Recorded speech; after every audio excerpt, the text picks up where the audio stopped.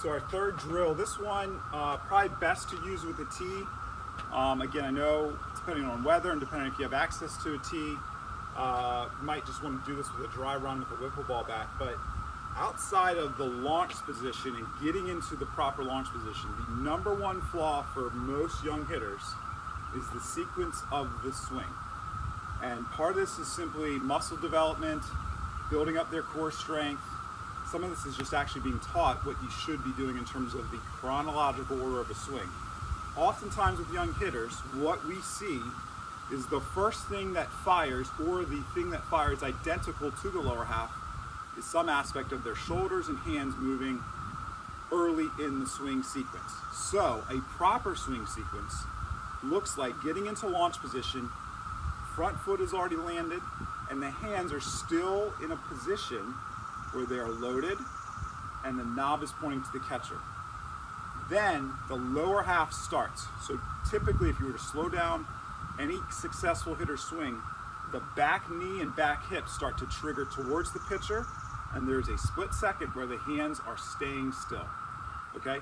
Often what we see with a lot of young hitters is the hands have either dropped or the upper half has already started as they have finished their launch sequence or landed their front foot.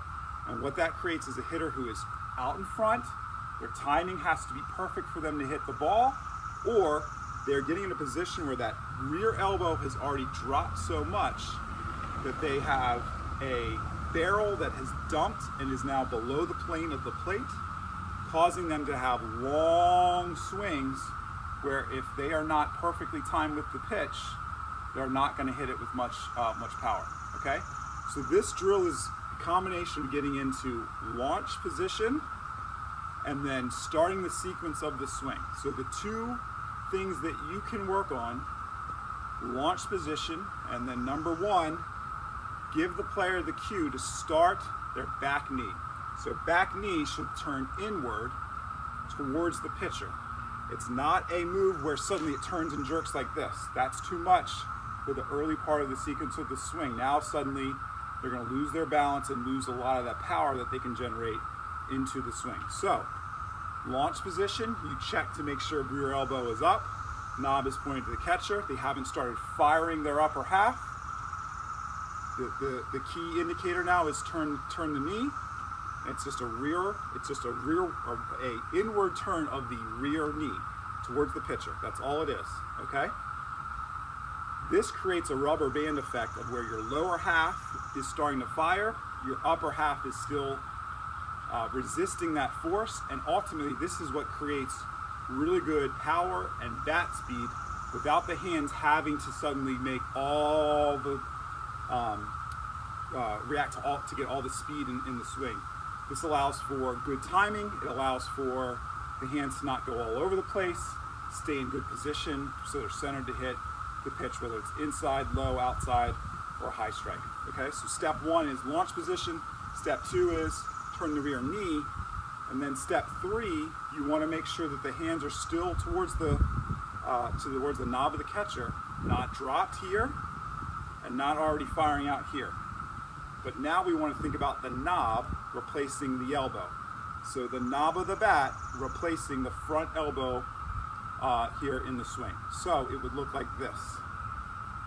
Okay, so launch, knee, replace, and now you're in a position where the bat is ready to get flat towards the plane of the pitch.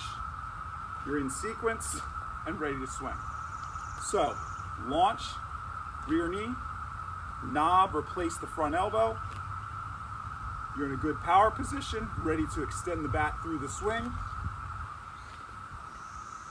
and on balance. So what I like to do with kids is have them get into their stance, tell them to get in a launch position, turn the knee, replace the knob, replace the elbow, reset, do it again, and then on the third one, swing through.